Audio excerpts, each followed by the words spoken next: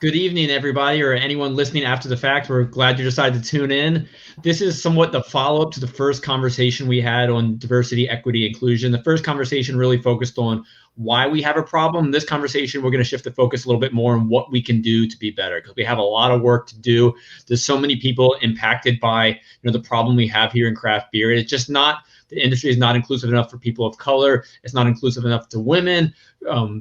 Kelly, you're here because disabled people and people who have other issues, gay, lesbian, queer, all of that. There's so many people who aren't treated correctly in craft beer, and we have to be better, and that's why we're here. So I want to talk about that right now and get started. Lenox, we're going to begin with you. If you could, just a 60-second intro, tell everybody a little bit about yourself.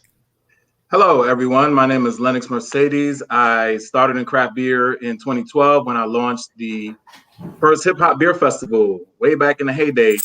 A rep actually told me that I was way ahead of my time, and I think she was a little right. So since then and before then, I've been an educator, always worked, with young people and trying to mend fences wherever I found a broken one. So that's pretty much it. Expanded into doing consulting and working on more products and content going into the future to help end racism and celebrate unity through craft beer, cannabis, and classic hip hop culture.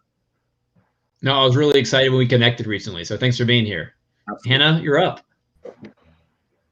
Hi, I'm Hannah Godhe. I am the head brewer for a brewery called Naked Brewing. We're in the suburbs of Philadelphia. I've been in craft beer professionally for about 6 years.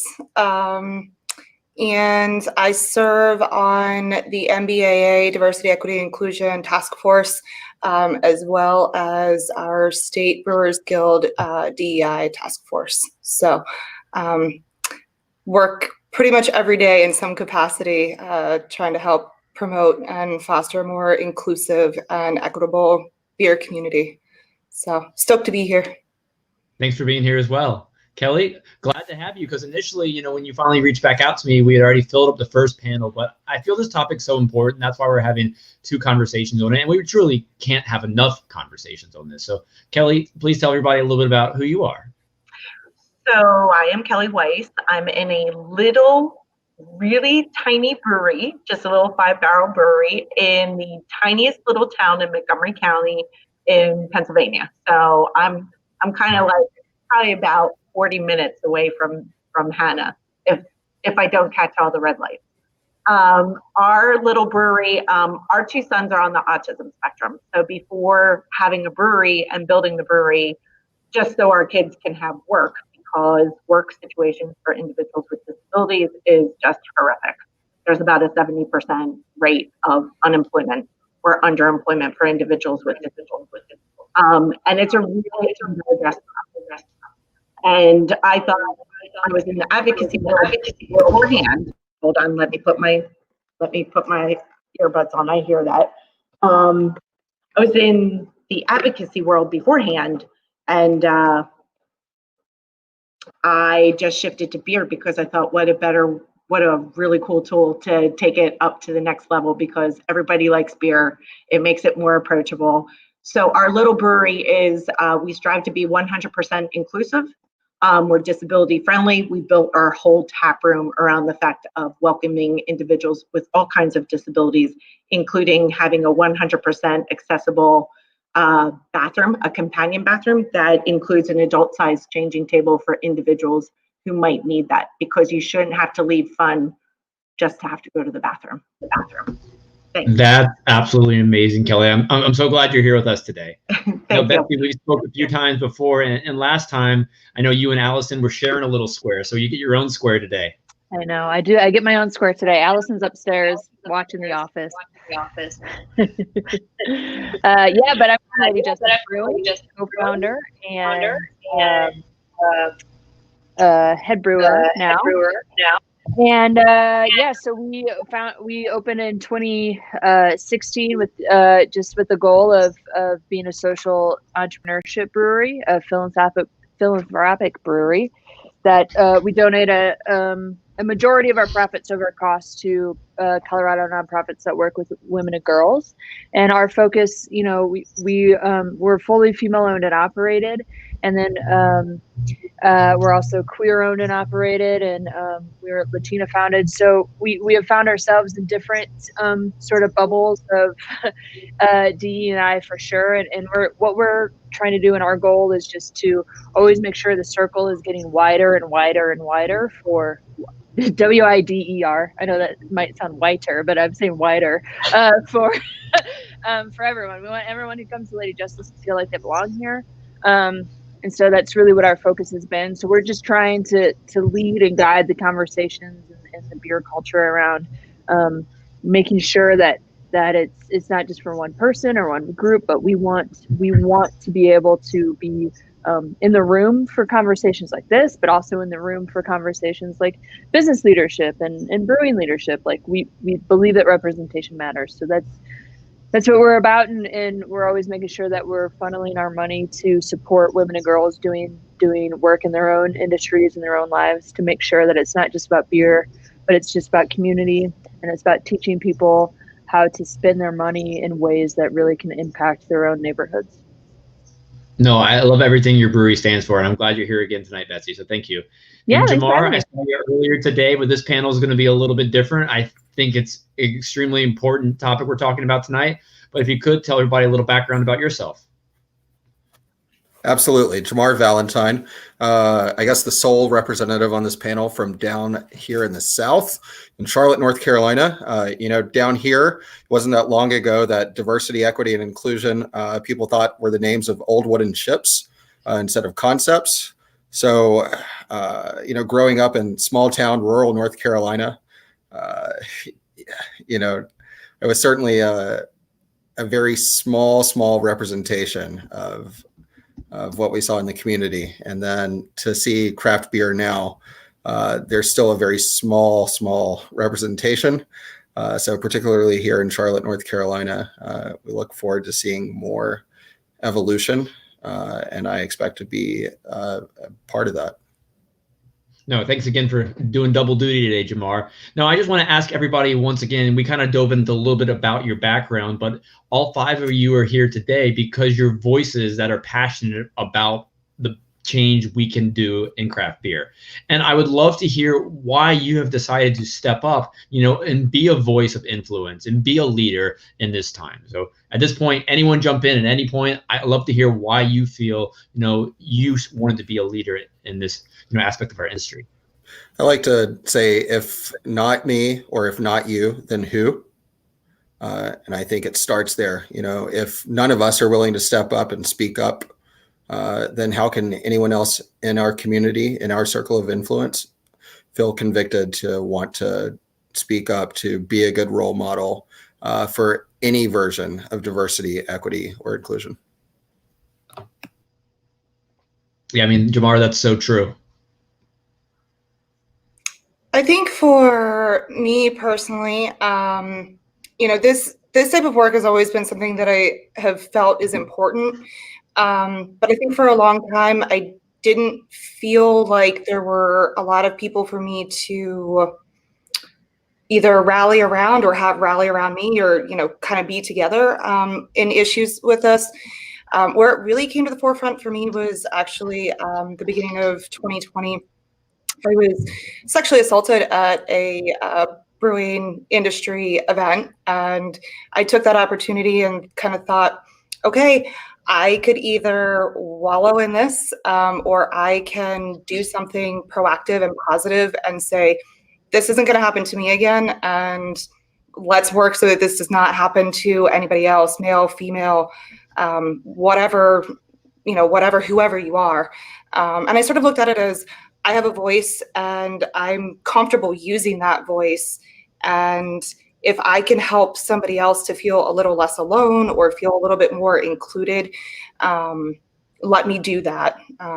So that's sort of, I think 2020, especially for me, has been a year where it's kind of like, let's do this.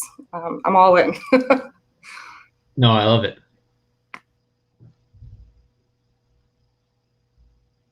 Anyone else want to step up to the mic on that one? Well, first, Hannah, I want to say I'm really sorry that happened to you, because that should never happen to anybody, like, ever. For me, it was, as you heard from the beginning, it was actually an act of necessity in many ways, whether it was advocacy before we had a brewery or advocacy now. But my biggest goal is just like Betsy was saying, like, to start the conversations, keep having the conversations to the point where it just becomes a conversation. It doesn't become novel. It doesn't become, wow, it's so amazing you're doing this. I want it just to become part of the fabric of the community. And just like Jamaar said, if it's not us, then who's going to do it? And sometimes you're just given stuff in life that this is what you got to do. This is what you got to do. You're part of the fabric of moving the needle forward. And that's what we're trying to do. No, and Lenox, I'm going to call on you now because we've had a great conversation before. And when you first launched High Gravity Hip Hop Fest, your festival in 2012, or what made you decide to actually make it happen?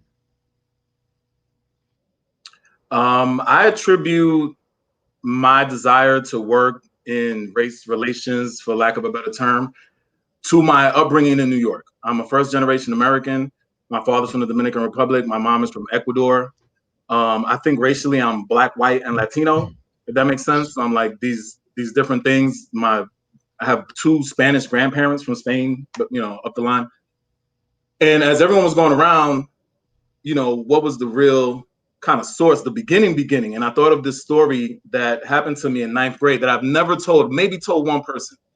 Very personal and very kind of raw, to be honest with you. And I had started a new high school. Everyone goes to a new high school in New York. You don't go 8, whatever. Most schools are like that. And I only had like 1 or 2 friends from junior high school that went to that school.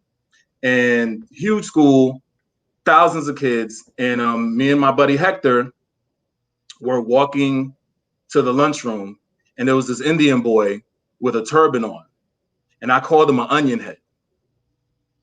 Flat out racist terminology. High school, 14 years old, just being a knucklehead. And I'll never forget in my life, ever in life, that Hector was like, he stopped me immediately. He's like, whoa. He's like, whoa. He's like, don't do that. Don't do that. Don't be racist. He just straight up said, don't be racist. And I was like, you know what, you're right, because people discriminate against us that way too. The Italians, the Russians, or other ethnicities. There's a lot of tense moments a lot of times. And I never forgot that moment, So whenever I had the opportunity to speak up, just like everyone here, it's like, well, it's incumbent upon you to speak up for those who can't speak up for themselves, or who don't have the words or the speaking ability or the quickness of wit, to kind of respond, or the courage to respond in a situation.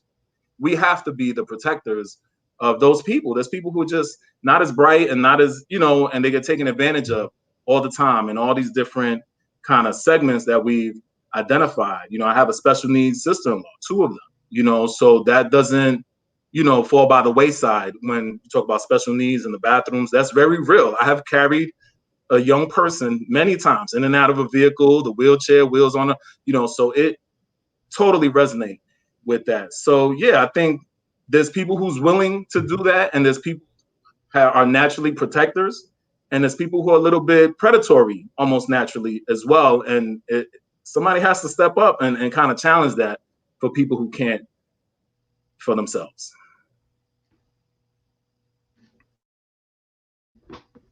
No, Kelly, I'd like to kind of go back to you on this one, because you talked about how it's your goal to make your tap room 100% inclusive, and you've talked about what you've done to the bathrooms to make them super friendly for everyone. What are some of the other measures you've taken to make that 100% inclusive tap room?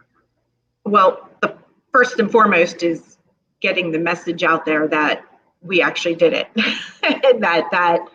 and our goal, and sharing our story, our why behind it, and being very open and frank about that, and continually making that part of our social media. And so we're a brewery, and we want to brew good beer, and we want our tap room to be like cool and kitschy, but we also want it to be really inclusive. So in the build out, it was things like widening all the doorways and widening that beyond what ADA asks you to do. Because if you only do what ADA asks you to do, you're going through some narrow places where your knuckles get stuck, like on both the doorways. And it's like, we're not doing that. We're not having anybody scraping there. And we could do that because we were in a build out phase. So we had a blank canvas to start to work with. So we have a sensory room where it's actually, I try and turn my laptop so you can actually see it. I'm actually at the brewery. So see this little white house thing behind me? That's our little sensory room. And what we did in there is it's still part of the tap room, but it's like a little aside. It's the coolest place that it can possibly be. I basically built a fort in our tap room, which is cool. I kind of feel like a genius for doing that. But actually our flooring in there is cork backed, so it gets quieter in there. We have a fish tank. We have a bookshelf when we're allowed to have books back in there. We have alternate kind of seating in there. Everything we have a bin in there when we're allowed to be open that we change things out. It's actually considered what is called a sensory bin. So we put different mediums in there. We change it out with the seasons that people with sensory needs might just put their hands in there and move it around, and it just relaxes them. It helps calm them. Our lighting is completely warm LED. So people who have vision differences, it is always this bright in my brewery all the time. And some people have asked, like, why is it so bright in here? My answer is because I'd rather people be able to see than have the ambiance of a dark space. It's more important that people who are visually impaired can see it. And then we can start the discussion as why. We have the bathroom. We have the fact that all our floor is one level. And we laid the tile so they can track it with their eyes better. Our bar is 2 different heights. So people with a wheelchair can actually wheel up to our bar and they don't have to, they get a choice of where they want to sit rather being assigned a place. Our signage and our menus are in dyslexia font because I think it is, hold on, I'm going to have to look up my notes, but I want to say 20% of people have some level of a reading disability, and it's dyslexia font helps them actually read. So that was by somebody over in Amsterdam who is dyslexic, and they created this font to help them read better. We have had people, we've only been open a year and 5 months, and of that year and 5 months, only 9 months of those were actually allowed to have people in the tap room. And we have actually had people ask us, why can I read your menu when I can't read other people's menus? 20% is so many people. Right. That's a really big percentage. If you think about the number of people in your tap room, that like 1 in 5 of them can't read your menu. Right. That's so a really think about big revenue wise, right? Like I'm just gonna like kind of pop people right in the purse strings and revenue and your bottom lines. But 1 in 4 people in the United States of America have a disability. You can't just think of that one person. You have to think about all the people who love that one person. And when people come in here and they see that you planned for them, that you had them in mind, let me tell you, they go and they tell somebody else and they tell somebody else because it is a big deal. And I think all of us can agree with that as feeling like, I'm just going to use the term for lack of a better word, but when in other situations you're on the periphery and you feel like you're excluded in some ways, and all of a sudden you feel like you have a community embracing you and just acknowledging that you exist, it's a big deal. It's a very big deal. Kelly, everything you're saying is absolutely amazing because I'm guilty of it myself. When I think about being more inclusive, I'm not necessarily initially thinking disability and sensory friendly. So I think what you're drawing attention to is something that needs much more attention. Well, and one thing I want to share is that disability is the one demographic that goes across all demographics, and any of us can become it tomorrow. So basically anything we do today, building on it, is really in some ways looking after ourselves, right? So when I get old and hopefully still have this brewery, I'm going to be able to wheel around it in my little walker, right? and have some things built in here that's going to help me be able to stay in my brewery for longer years than I might have been able to had I not done these improvements. So for the other 8,000 breweries out there right now, what would you like to see them do better with regard to this? Oh man, like just make it so they can get in the door. Like that's the number one. It's amazing how many businesses you can't even get in the door, right? We had lots of compliments about the bar to different heights, just not being assigned a spot that you have to sit, being part of it. I think using the font, I'm so shocked that in marketing that font usage isn't a bigger conversation to be had, because just like Betsy was saying, like that's a lot of people that can't read what you have to offer. So we're even still struggling to get some things done, like making sure our webpage is going to go completely under construction again, to make sure that it can, people who might not be able to read it can hear it, just any accessible features you can have. I personally would absolutely adore to see more bathrooms that are the companion bathrooms with the adult changing table. I am so tired of my friends having to change their kids of all ages that just have those needs. I'm tired of them having to go out to their car and change them in their car. I'm tired of them having to lay them on the floor. I think it's like 2020. Come on, people. We got to get better than that. And I get that it's expensive.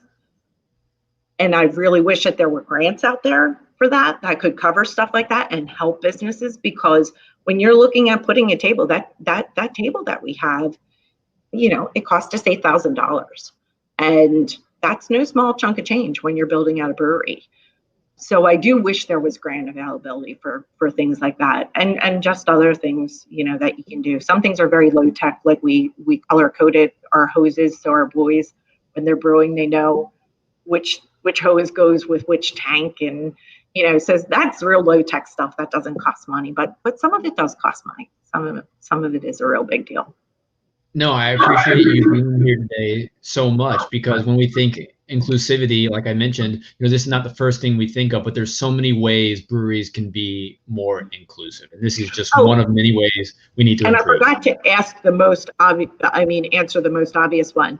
And this happened, and Hannah might remember this, that this actually happened in Pennsylvania, where, and I really don't want to bash anybody because it happens all the time. It happens at schools. It happens across the board. You make these beautiful diversity mission statements for an organization, and I ultimately read it and I end up putting my head on the table, because guess who they forgot? Individuals with disabilities. Like we're excluded from like the inclusion club, and that hurts. Like, so I really want to see that changed. That's mind-blowing to say that you're excluded from the inclusion club. That statement, Kelly, wow, that's extremely powerful. And no, I'm very, very glad you're here today talking about this, because this is extremely important. Thank you. Now, I would love for anyone else to step up and just kind of talk about what you're doing in your business to make your tap room more inclusive and welcoming to all. Well, maybe it's not what we're doing. I first want to bring up a topic that I heard Dr. J bring up from the Brewers Association. When you consider the idea of inclusion, it's more than just, suddenly playing some hip hop music in your brewery and thinking that that's all of a sudden being diverse and inclusive. Kind of like what was mentioned on the last panel regarding DEI. It's more than just brewing your Black is Beautiful beer and suddenly you've checkmarked a box and now you're inclusive. It's more than putting a sticker on your door that says we're ADA welcoming. It's more than just a single check mark or a few different tasks that you've knocked out that indicate that you're doing it. It is a culture and a lifestyle, and it does require constant participation, not just by your brewery owners, your taproom managers. It's every last employee.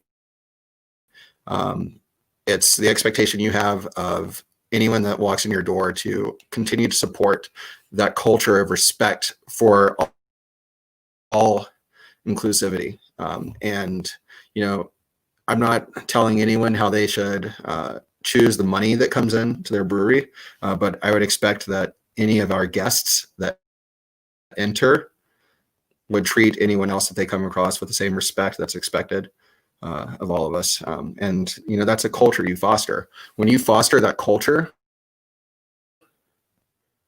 those that can't get on board won't feel comfortable, and they will in turn have to question something within themselves, whether it's on premise or when they leave and depart and choose not to come back for now. But the world will continue to change. And again, it takes each of us individuals to step up and speak for it. So again, it's not just putting on some hip hop music or having a salsa night. And it's not just slapping a sticker on your door. You know, having the adult changing table is one small sign. That's actually a big sign with ripple effects. But, you know, Kelly, one thing I know is if you had the adult changing tables and everything else within your brewery wasn't consistent with that message, someone would say, what the heck, what's going on? It's a mixed message. And, you know, same, just because we have pride flags in our brewery, that isn't what makes us welcoming of the LGBTQIA community. You know, it's the culture and the action that we expect for every last person that we hire and our day-to-day interactions with everyone that walks into the brewery. And I think you've also made the choice to be better. So I think that's a step in the right direction. You know, it's the first thing you have to do, acknowledge that we have a problem and work towards, you know, improving the situation. So I love everything you just said, Jamaar. Well, and I also think like that's exactly where, like, so this panel is about like how do we do better, and it has to start at the leadership, and it has to start, you know, from the top. And so like at Lady Justice, you know, we can talk a lot about the inclusion of women and girls, and we can talk a lot about the inclusion of LGBTQ, right? Because, you know, we have queer leadership and we have female leadership and all of that. But for us, being what we found, which was unexpected, is just that by our pure existence, we became important to people that are also in our representative circles. So like it became important that we existed to other queer folks in the area, other queer beer drinkers, and other queer brewery owners and brewers in the industry. And it became important to other women in the industry that we existed. And we didn't totally understand that when we opened, that would be such an important piece. And so now, as the person who's in the main form of leadership at Lady Justice, what I also have to figure out is how is it that I am being representative of my communities, but how am I also making sure that I have the resources and the framework and the language to make sure that people who are not like me, who are coming into Lady Justice, how do I make sure that I'm also creating space for others who are different from me? And so I think it takes, like, for me as a white woman, it takes me stepping outside of my own comfort zone and taking responsibility for my own privilege in the ways in which things are easier for me as a white person in the brewing industry than they are for Black and brown folks in the brewing industry. And how do I make sure that, like, my experiences as a gay person and my experiences as a woman, how do I make sure that that others aren't experiencing the same thing because of me on behalf, you know, like, so there's a huge responsibility, I think, for leadership on every level to come in and say, yeah, it's not just about, like, you could play all the hip hop music that you want in your brewery. Like, we could do that at Lady Justice and we would be total fakes, right? So like, how is it that I, as the person who's training my staff and doing the hiring, decisions and in everything from who do we sell to and who don't we, and what are the liquor stores that we're working with in distribution, like looking at the whole circle and making sure that we are not part of the problem. And that's a really hard thing for people to do in many different areas. So it's hard for me as a white woman to take a step back and be like, oh, maybe I was wrong about that, like maybe I'm not being as inclusive as I thought I was. Like maybe I thought playing hip hop music was doing all the right things in my brewery, and actually, like, it's not doing all the right things. And what are the steps that I need to take to make sure that I am improving myself as a person, and I am making sure that I am doing the work and putting in the sweat and the equity to make sure that that I'm doing this the right way, so that I'm not alienating others, and that I'm not creating bigger problems and hurting more people by my quote unquote crusade to be a good person, right? So I think the personal responsibility behind that is actually pretty huge. And I don't know that we necessarily as an entire brewing culture have taken that in yet. And I think we're starting to take those steps and talk about that stuff. But if we're talking about how do we do better, there are lots of ways to improve as an industry and as a culture to make sure that we're not just totally derailing this and messing it up from step one. I agree with that. And I'm just going to jump in real quick. I think we need more Hectors. I think we need more people to say, don't be racist, bro. That's wrong. And it's incumbent on white people to tell other white people, whether it be your relative or a fellow brewery and whatnot, because these are people we love. At the end of the day, there's somebody that you know and love that has strong convictions about something that you think could be totally wrong on any number of levels, right? Whether it be race, politics, this, that, whatever. You got to do the right thing, like Betsy said, for yourself, and then you got to be a Hector. And when you see something going down that's wrong, you got to have the courage to say, hey, man, even if you got to pull them to the side or you don't want to make a big spectacle, but that's what it takes. It takes people saying, hey, that's not right. Don't do that. Do not do that. It's wrong. You'd be surprised how many people take heed to that. You'd be surprised what I'm drinking tonight. A little Founders, okay? As we all know, Founders was caught in that huge scandal with the racial discrimination with the employee and all this stuff. And when I went out to get beer tonight, I thought it would be kind of ironic to sip some Founders because it's still one of the best stouts. I mean, honestly, the breakfast stout is just legendary. My heart was broken when they went through all the stuff because I was like, why? And we have quietly boycotted this. The Black Drinkers Association, fictitiously, but there's been a lot of people who are just like, nope. And you see somebody post like, oh, I'm drinking Founders, and everybody's like, nah. So the coalition of the willing. There's people who are not willing, and there's people who are willing. I want to focus on the people who are willing, and let's do the work, because to convince someone, to change their entire mind frame about whatever,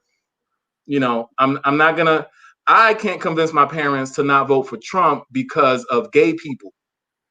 Okay? My Latino parents, right, are Republicans. Okay?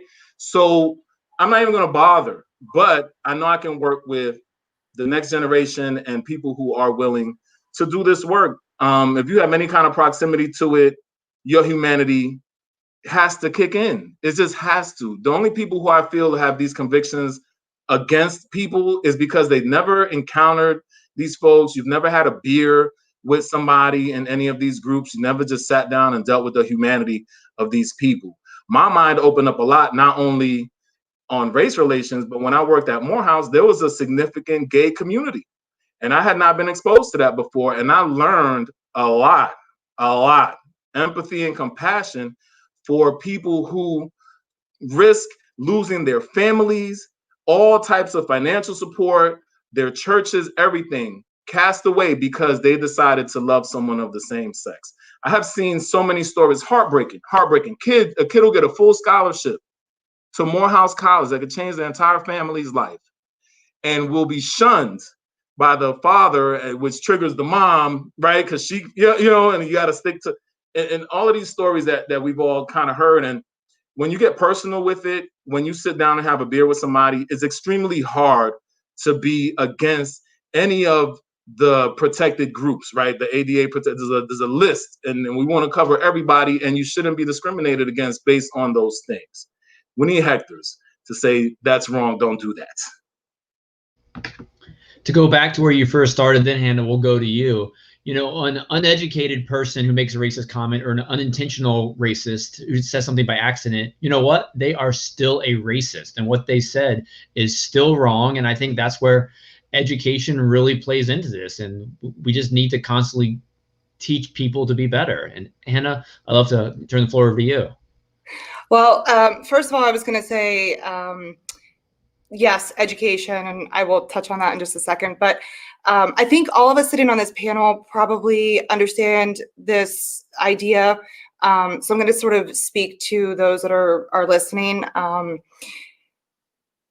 Doing DEI work, so diversity, equity, inclusion. Diversity is the first word. And that's, for a lot of people, that's what they're really striving for, right? But something that I've learned in this process by doing a lot of listening, a lot of reading, is that diversity is not your driver. Diversity is going to be your end result. Creating a more inclusive, equitable, and just environment and society will ultimately result in a more diverse community. But just seeking out diversity, like, you're jumping a whole bunch of different levels. And if that is your sole focus and that's what your mind and eye is on, you're missing out on a whole lot of other things, and honestly kind of missing the point.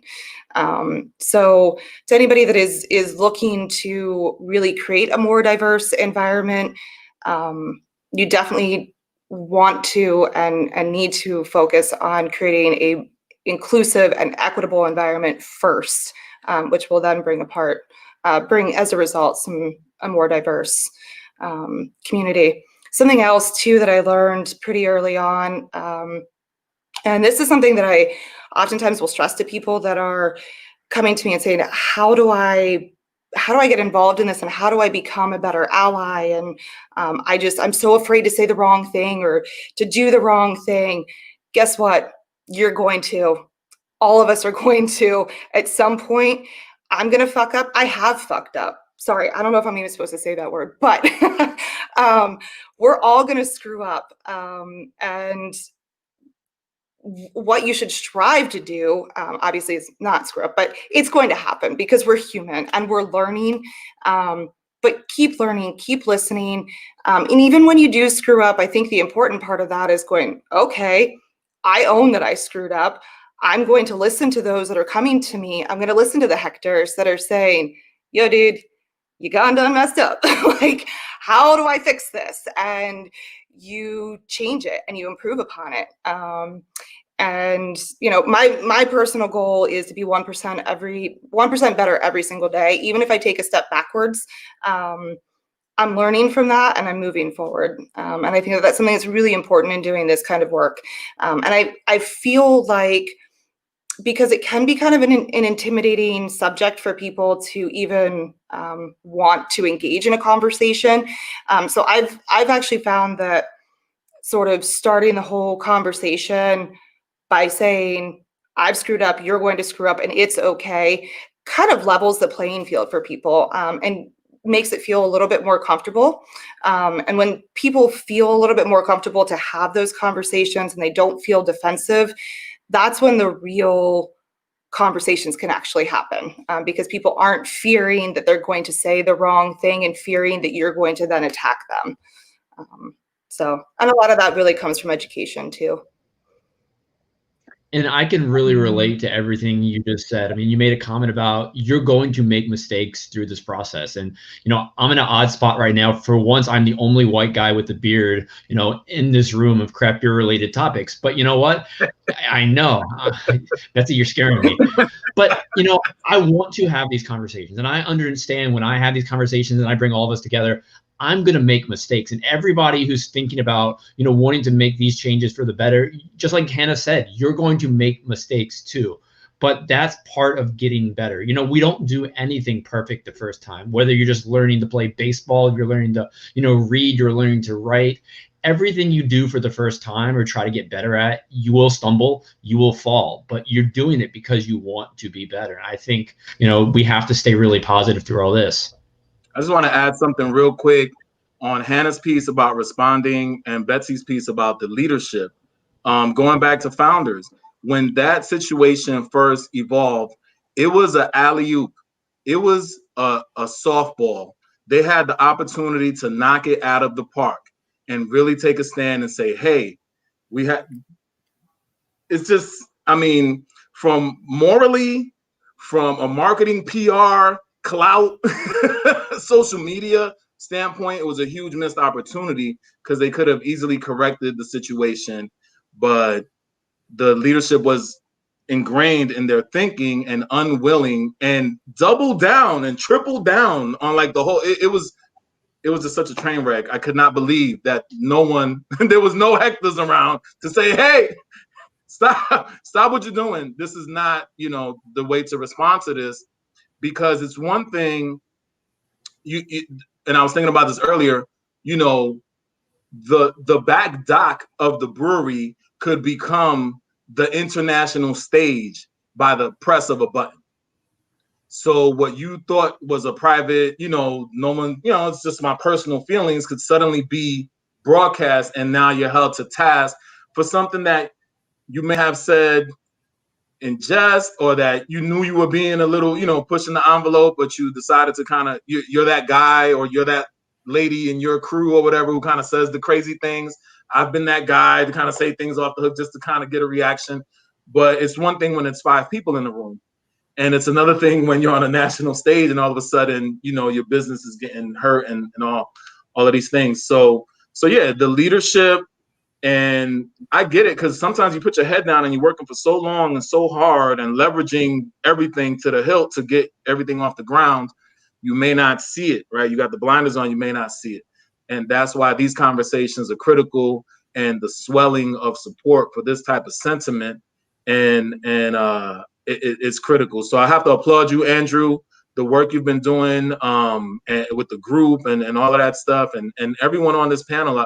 I'm very proud to be on this panel with you. I've been on a lot of panels and I'm very, very proud to be on this panel with people who are actually doing the work.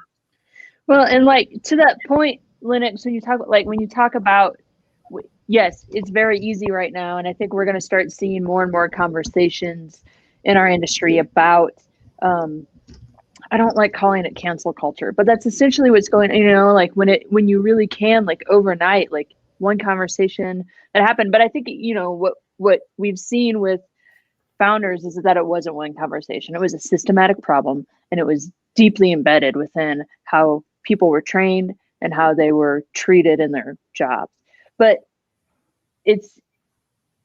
what's interesting, like what's happening right now is I think a lot of people are afraid to say or do the wrong thing.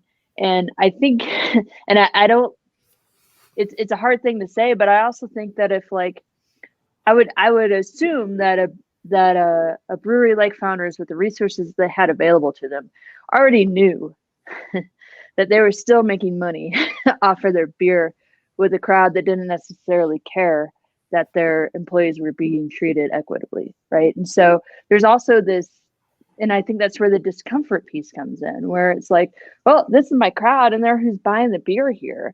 And they're saying some things that maybe I don't agree with or might be a little uncomfortable, but like, I need to pay my staff tonight, so I'm not going to ruffle these feathers too much, right? And so it's hard to have the hectors in your life being like, this is wrong, you need to say something, when you're also like trying to pay the bills and paying people. And that's where being able to address these things, again, at a systematic cultural level, at a level of leadership, if you start training your staff in these things from the get-go, so it's really about learning how do we embrace an entire culture that is comfortable to be able to talk about these things, right? Because again, like we're all gonna screw up, we're all gonna say and do things that wasn't at our best. But if we have each other in the room to say, Betsy, you're great, but you really messed up this time. And here's why, and here's what I want you to do better. I've had those conversations with people in my industry. Lenox, I'm in the higher ed industry outside of my beer job as well. And so like I've had people be like, Betsy, I needed you to back me up on that conversation and you didn't. So the next time we're in the room and this subject comes up, I need you to say something. And I was like, sure, great, I will. Thank you for letting me know. I'm sorry I wasn't here this time, but next time I will be there.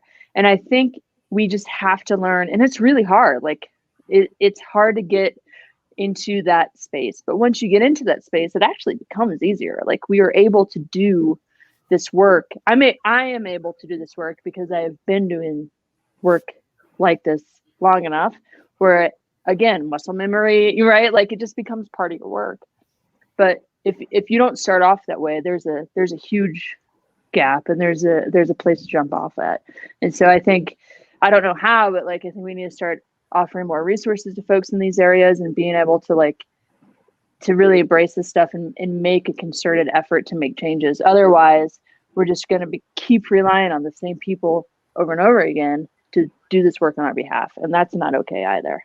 But I would just say, like, to your point about like being worried about, what it might mean to your bottom line affecting some of these changes.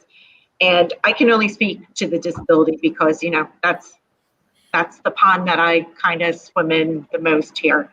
There is some recent research coming out that is showing that the more inclusive you are in your business practices, and it doesn't matter what business you are, that doesn't just mean welcoming customers in your door to buy your product. That also is hiring people of all, basically your community, like not excluding anybody from your community, whatever the demographic is that is within your community. It actually increases the revenue of your bottom line. But I think that people are just, whether you're honed in because you lived in your community for so long, whether you maybe you don't know the current statistics. Maybe you don't know that 1 in 54 people have autism. Maybe you don't know 1 in 4 people have a disability.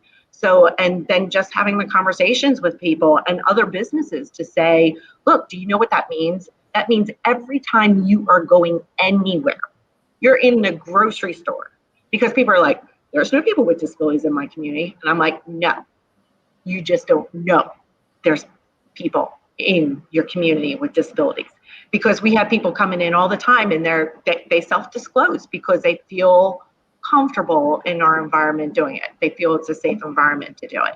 And just having the conversations. We had one guy who comes up and he pulls me to he calls me over at the bar and he says, hey, can I talk to you about autism? My daughter, he starts talking about his daughter.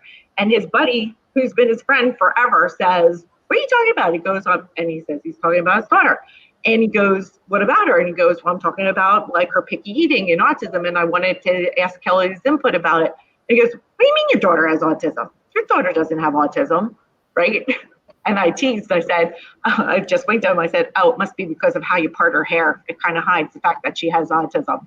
You kind of like try to give it that levity so you can start having a conversation. And then as we're having the conversation, I actually pulled over one of our beer tenders and I asked her, she does self-disclose. And I said, would you mind introducing yourself to him and self-disclosing that you have Asperger's? She goes, absolutely.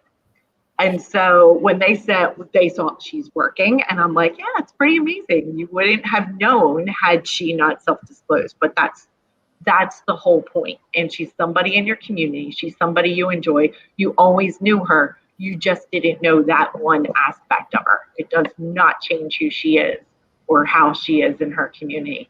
And that's the whole point of the conversation. And just to like keep building on those conversations and having people become more and more comfortable. People ask me all the time, well, how should I talk about it?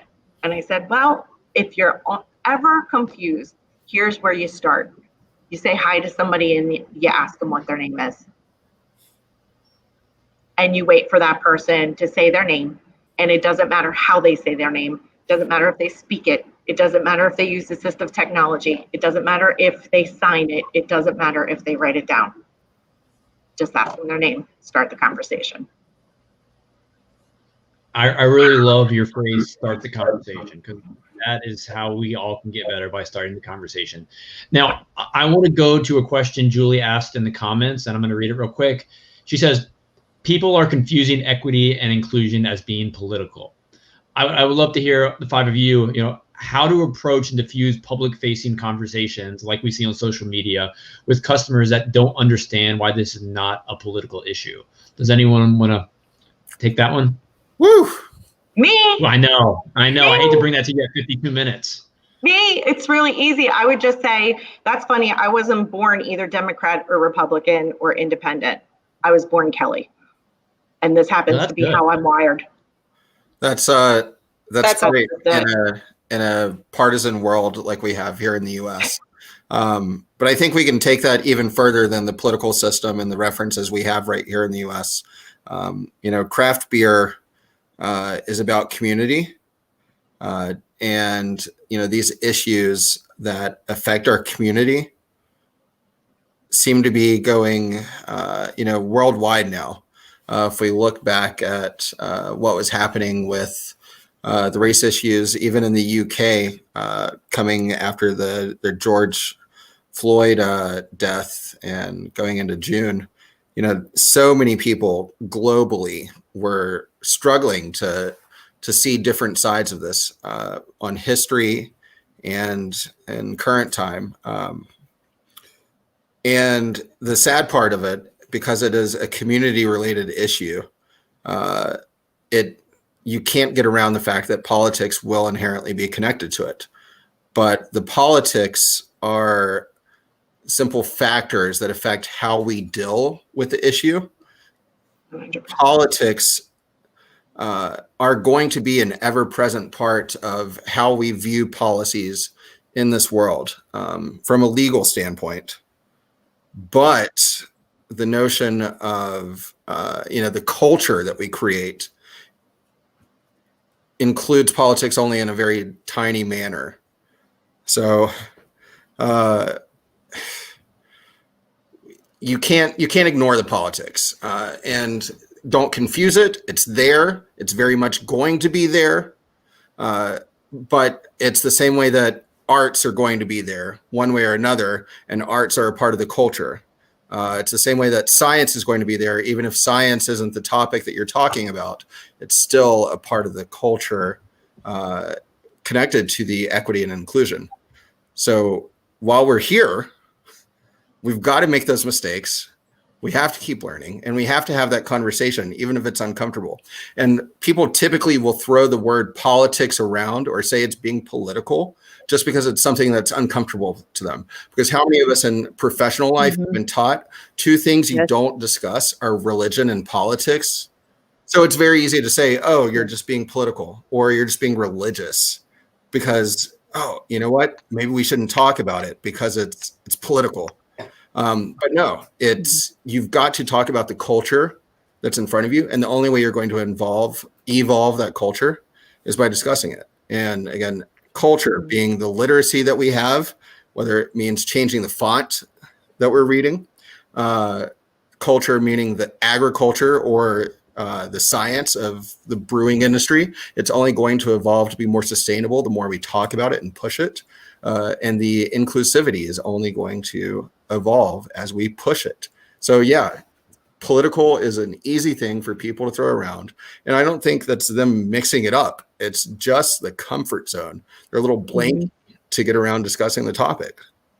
Yeah, I was going to say something really similar, Jamaar, like the idea that politics is it's not necessarily a scapegoat, but like it's an easy way, it's a very quick way to be able to identify your ideals with somebody else's ideals on a broad societal national basis, right?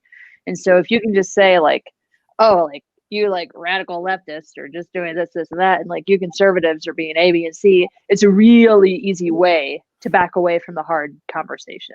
And it's a really easy way to not take responsibility for how you feel about your own stuff. And so it's much easier for me to just turn it into a political conversation, because then I don't have to explore how I feel about it, and I don't have to explain myself. Instead, I can just like paint a really broad stroke about how other people are experiencing this in the world, and then the responsibility is off of me. So I think any time that you're having these conversations and somebody tries to say that it's political, just maybe recognize that what they're actually experiencing is a true discomfort for what the experience that they're in at the moment, and find a way to bring it back to the personal. Right. So like find a way to bring it back between you and the person that you're talking to. And just, you have to be able to find those intersections to identify with, to be able to jump off somewhere. And so it's hard, especially in our political climate today, but just to be able to say like, I think maybe what this person is actually feeling discomfort about what we're talking about. How can I get to them on a personal basis that we can at least agree to just start talking about stuff with in a civil manner, rather than blaming literally everybody else in the world. So what if it's political related? And so what if it's religious related? We can, why can't we have these conversations? You know, so I used to be a big Trump fan. You know, Trump has been mentioned many times in rap songs and whatnot. He's from Queens. You know, many years we had like this, you know, he's all right. You know, he then, you know, the Central Park 5 thing, okay, you know, but he was like our millionaire local guy, right, in New York. Love the guy for a long time. And then get different people around you and you start saying other things for, you know, your personal gain. But back to the point. If I'm having a real conversation with somebody, especially if we're having a couple of beers, it's political. Oh, so what? Let's talk about it. You know, if we can't be real over a beer, you know, where else can we be real in America? You know, the bar has always been the place where you can, you know, kind of just let it hang out for better or worse, and you get some feedback from your pals. And that's all we're talking about. And the political piece, yes. And Betsy's absolutely right, because you can kind of camouflage yourself behind the whole thing. It's like, oh yeah, no, it's these, you know, these ideologies. But those people don't have the courage to either say what they actually feel and just stand on what they feel personally. Then they're willing to do that. And I'm more inclined to respect someone to say, hey, you know what? I was kind of raised this way, and this is kind of how we're rolling, you know, and not make a whole bunch of excuses or, you know, pretend to be whatever. And that's okay. You know, I covered 12 breweries when I went to New York shooting for this show I'm putting together. And I remember going into this one brewery in New Jersey. It had a great view of the skyline of New York. And I was shooting behind the bar and all this stuff. And they had it was no mistake that they were pro-police and pro their local precincts and everything. And at first I felt a little bit like, oh, okay, I'm in a pro-police kind of brewery. But then I was like, okay, that's okay too. You know, it's nothing wrong with being pro-police. You know, it wasn't anti anything else, even though you could assume, you know, that comes with other things. But I stopped, I remained professional, and I just did my job. But I noticed that, and I'm going to show them in a favorable light. I'm not going to, you know, make them look funny or stupid or whatever because they support police. I think that's okay. And you can uplift your cause without stepping on someone else's cause. That is definitely possible. And we're not always going to agree on everything. We're probably going to disagree a lot of the time. And these tough conversations are 100% the conversations that need to be had. And, you know, if we want to better our community, in craft beer, we use the phrase community so much. I mean, community is one of my favorite parts of craft beer, just talking to people like the five of you and just learning from one another. But until our community is truly inclusive and equitable and diverse, then it's not truly a community. You know, we have a long way to go, because that's what a community should be. It should be a place everyone feels welcome. And I want to read a quote from Holly Regan. She was on our panel earlier, and she's a huge advocate for the LGBTQ plus community. And she writes some amazing articles out there. Search her name, Holly Regan. She wrote a really great piece in Good Beer Hunting recently. And I want to read this to you all. You have to go out and make an effort to reach out to the community you want to attract, and not just tell them that they're welcome, but show them with actions why this is a space for them in order to change ideas and perceptions. And I think that's a really, really strong and important statement that she made. And wow, it's tough to stop these conversations, honestly, because I believe I could talk to you five and just listen to your wisdom and ideas and experiences forever. But we are at that point. We are going to start to wind down, and I truly do appreciate every one of you sharing today. I've learned so much just from this hour-long conversation right now. And Jamaar, you've already been on a panel, and we're going to end the same fashion we ended the first panel of the day. 2020 has been a tough year. We've had to deal with all this craziness we're talking about right now. We have a problem. We need to be better. But I'm a hugely positive person, and I love to hear what's going on in other people's lives. So Lenox, starting with you, I would love to hear a bright moment from your 2020 that you look back on this year and there was something good that happened in that year. Oh man, that's easy because you remind me of a perfect thing. I became familiar with the craft beer professionals group that you run, and I made almost an emphatic post. To me, that's not necessarily how I communicate traditionally. I felt like I was flailing a little bit in the post. Just kind of, it just felt like I was kind of reaching for air. And I was received so warmly and welcomed in such an awesome way by everyone in the group and yourself, especially as the leader of the group. And that was very warm and gave me a lot of coal for the steam engine, because this type of work a lot of times just happens in the wee hours on your own. No one's giving Kelly a shout out for widening the doors. You know what I mean? Like that's, these things are not applauded necessarily. I saw you shaking your head. I'm like, he knows. I break my knuckles a time or two. That's right. I knew it. If you make it just barely enough to the requirement, are you really putting your effort in, right? Whatever it may be. So I applaud that. And the fact that you guys, welcome my thoughts into that group, because sometimes you don't know. When I started this a long time ago, I just knew that diversity would absolutely be a thing in craft beer, even that many years ago. And that's one of my highlights for 2020. Shooting an entire season of this podcast / video show in New York was really awesome. I got to visit 12 breweries at the end of the summer. Social distancing from everybody. I didn't even contact the owners. I just showed up and started recording. If they were there, they were there. If they weren't there, they weren't there. I was like, I'll just get everything from the website and, to avoid all those things. But that was phenomenal because I've pivoted several times since started the festival. The festival is not cheap to do. It's not as expensive as opening a brewery, but it's still, a $20,000, $30,000 clip the way I want to do. I don't want to do just, like a tiny, small group thing. I want it to be that my vision showcase. So I've had to pivot several times over the years, and but I know that my strength is in content and content creating. So to be welcomed on that front by you and the group was definitely a highlight for this year, and sitting on this panel as well, because, like I said, sometimes you're the only person kind of doing that work.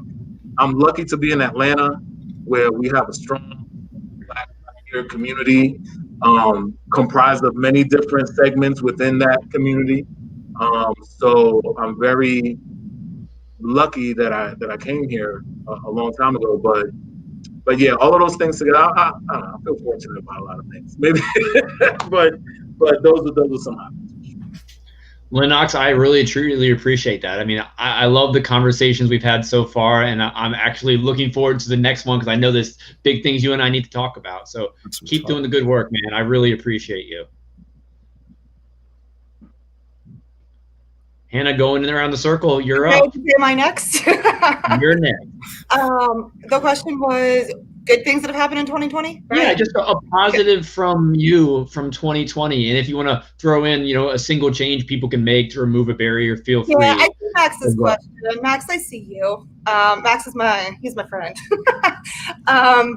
Yeah, so 2020 has been a really interesting year personally, and I think as an entire world. Obviously, we're all aware of the craziness that's happening, but I think there's been some really good things that come out of 2020.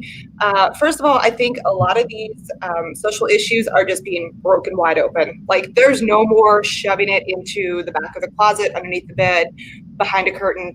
It's here. Shit is being talked about, and it's about damn time. So for as crazy as 2020 has been, I am thankful that these conversations are happening.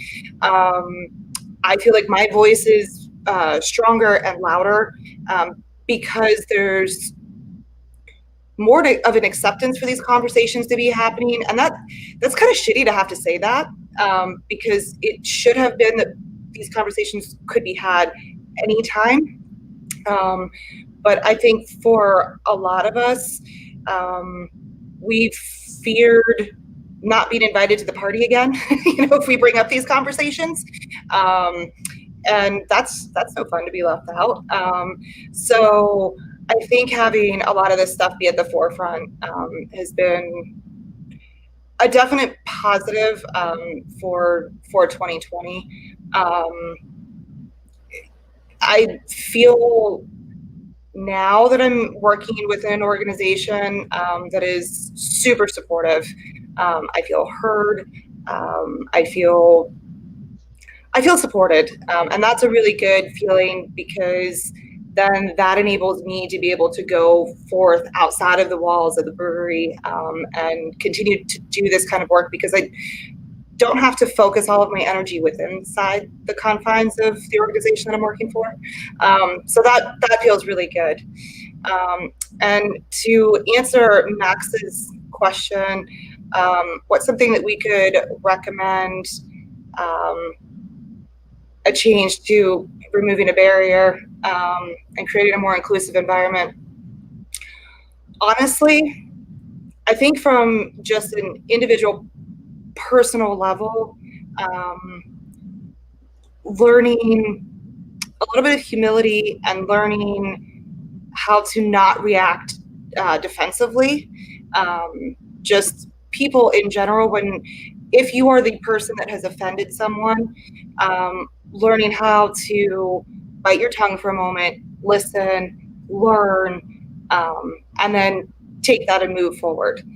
So I don't know if I really answered your question, Max, but I do think that is something that everybody, myself included, can continue to improve upon. And I also think learning different communication patterns and styles, and that one type of communication, how you disseminate your message to one person or to one group of people, isn't necessarily going to be the blanket for everybody. That is not necessarily going to work for everybody. I'm a very emotional person. I'm an emotional creature. And I think everybody that knows me knows that I'm an emotional creature. But for some people, that's not the way that they will listen to the message. And so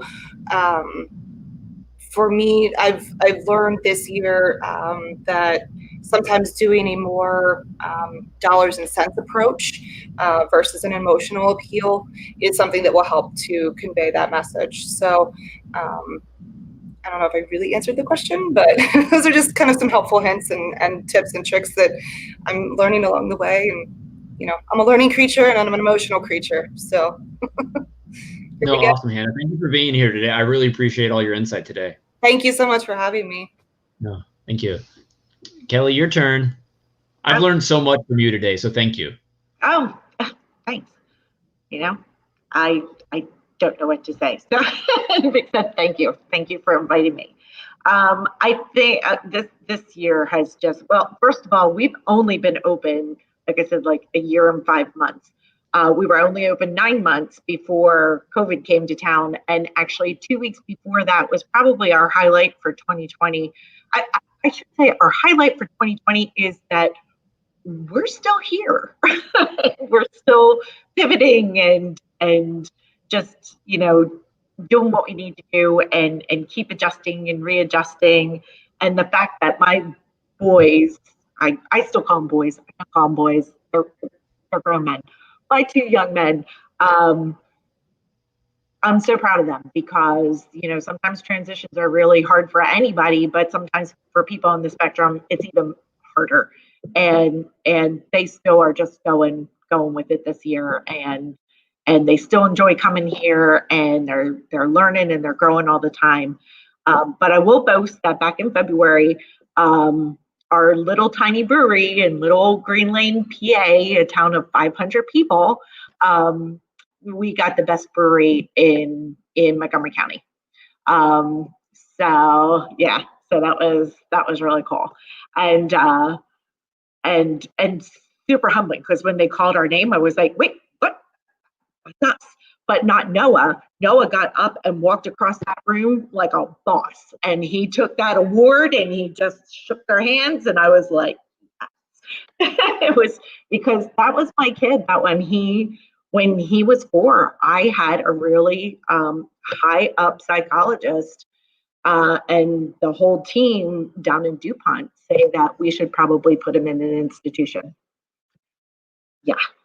So, and I was like, I'll keep it short. The answer was no, we're not doing that.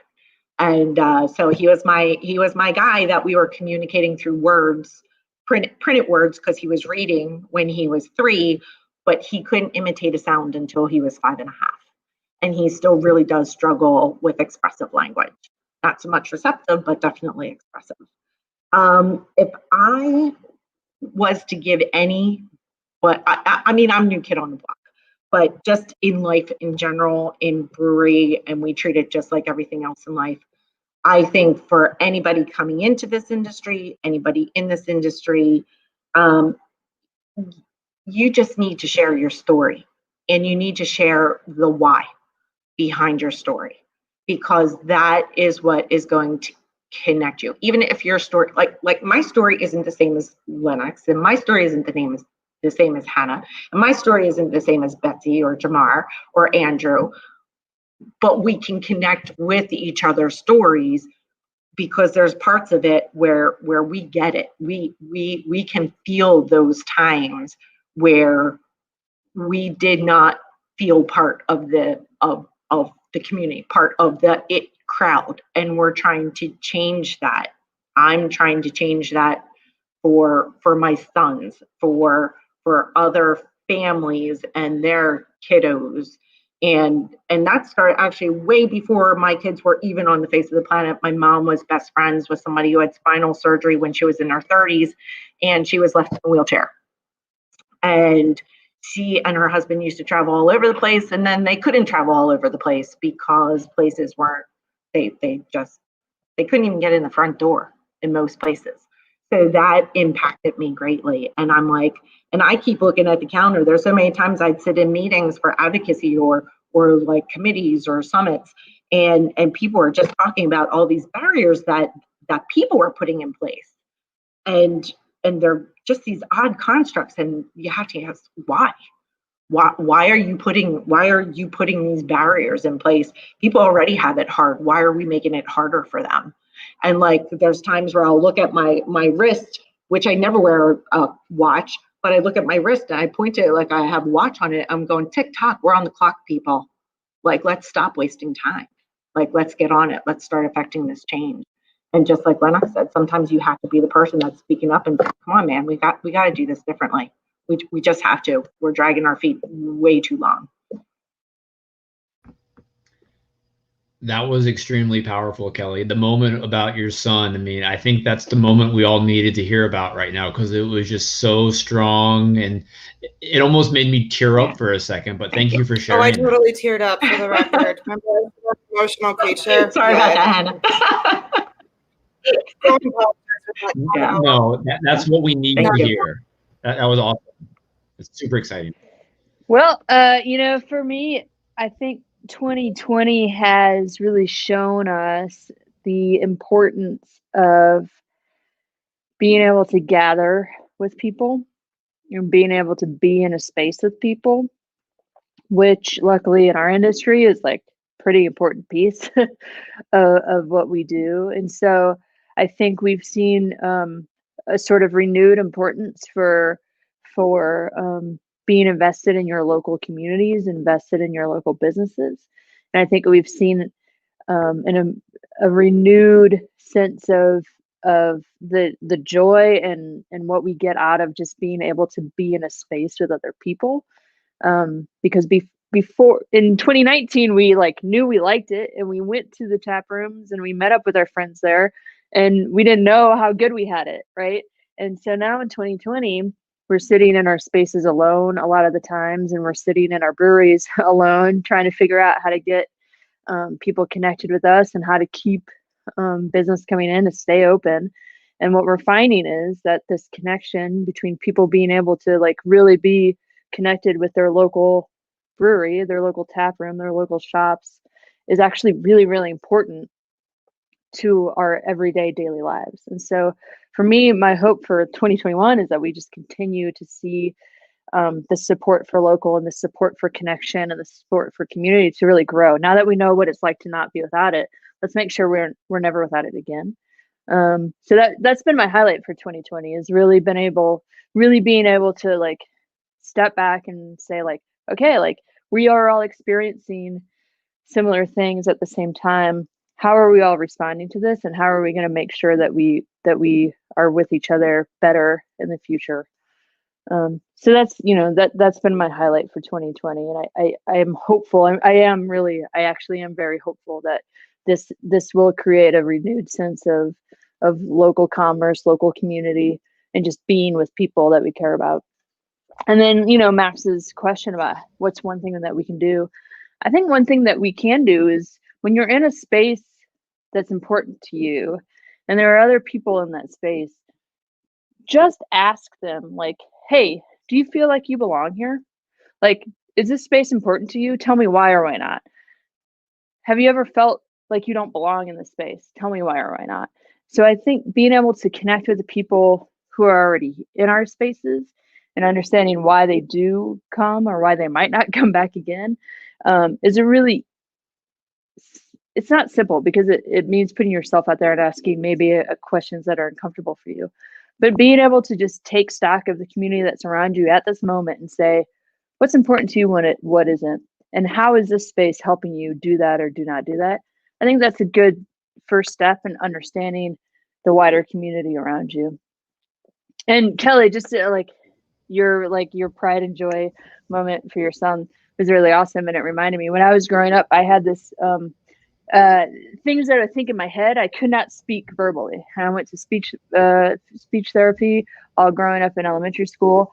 The school district told my mom that I would do better in special school district than I would in regular school. And that ended up being very, very not true. And my mom didn't believe them. And she's like, no, Betsy can do this. She can do A, B, and C. And now here I am. So when you tell that story, I thought about my mom and how like proud of me she was when I was able to like say things that I was thinking out loud. So always tell the proud moments of your kids doing really cool stuff because it is important all the time. No, thank you for sharing all that, Betsy. I mean, I just love your perspective in general and I always enjoy our conversations. And Jamaar, you're going to close out Panel Fest. And right now, I'm going to ban you from saying the same response you said earlier. So I'm expecting a little creativity here. Yeah, no worries. Man, 11 different panels. God bless, good night, and just shut it down. What if he just closed his computer? I'm sorry. I'm sorry. What? I was saying, what if you just said God bless, good night, like say on Def Jam? That's good. I don't have a mic drop though.